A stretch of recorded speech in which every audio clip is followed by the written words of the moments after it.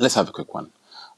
You can see the 12-month move for the Audcad into this support area, become resistance right here. Right, it's a zone.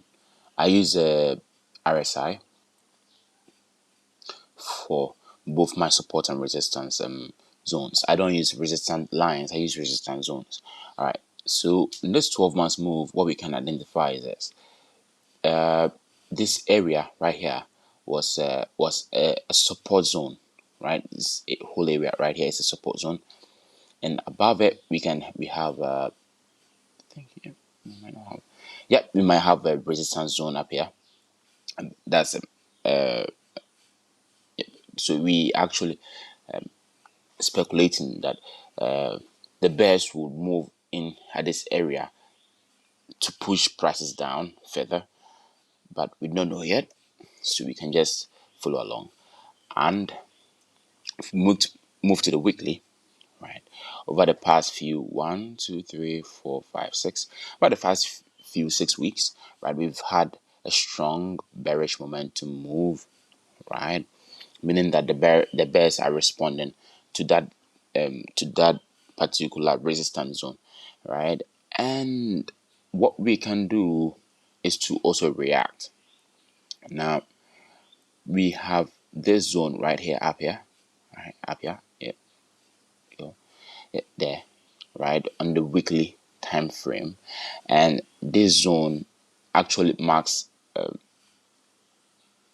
a minor support zone for me. It's not a major resistance zone for me because it's not. I don't see it to be very supportive. But yet we get 1, 2, 3. Yeah, we get so many zones up here. Wait, let me show you. So we can extend left. No, extend left. Okay, so you can see we have this zone up here, right? And it's working. It's down here. It's working very good. If I zoom out, you can see. Okay, so what are we going to do about it, right? So then we move to the daily time frame, right? And there we go. So now on the daily time frame, we can see that this same support structure is was a support structure to many moves in the past. See, so no matter what we do, we can actually expect price to rally into this zone. Now back to our 6 week rally down. What we can actually see is that price has been trending. That's creating lower lows and lower highs, right, down into the structure, right, down into the structure. Now we're actually seeing price trying to retrace. So we would ask ourselves questions like, why is price retracing at this point, right? And then we look down at the structure. Now I might just have, yep, I have a confluence, right, of two major support structures right here in the zone. Just extend the left. Okay, let's get it there. Color. Okay. Yep, I have two major support zones here, right, making up for it. And then those of you who trade with the trend lines, we can also see this, right, making it a perfect move for all of us, right? So if I should just take it up a little bit, yeah, right, I guess what for me. Okay, whichever way it is, yeah. So you're actually seeing that this area seems to tend to respect price more, right? And since you're in this zone, you may actually expect price to move quite a bit down here into this major zone before price tends to scurry along and then make any major movements. Okay, so let's head over to the 4 hour time frame, right? So on our 4 hour time frame, what we do expect is this. Now that price got into that zone over here, we what we could see is that price began to retrace, right? Price began to retrace. And those of you who like to trade with trend lines, yep, we can have this. Sorry. Okay, so we can have something like this. Now we actually see, all we can actually see is this. Now, what I am expecting is that we can actually see a resistance zone up here, somewhere here, in the somewhere here. Okay, can actually see a resistance zone up here. Now we can actually see that price has actually broken through, right? Using this, see price has broken through using the trend line. Price has broken through, and price is heading upwards. So we ask ourselves, what do we do next? Right? So we react. Now, this area over here, right, is now a resistance zone for me, right? So what we can actually do is we can actually take this trade, right, since price is retesting the trend line.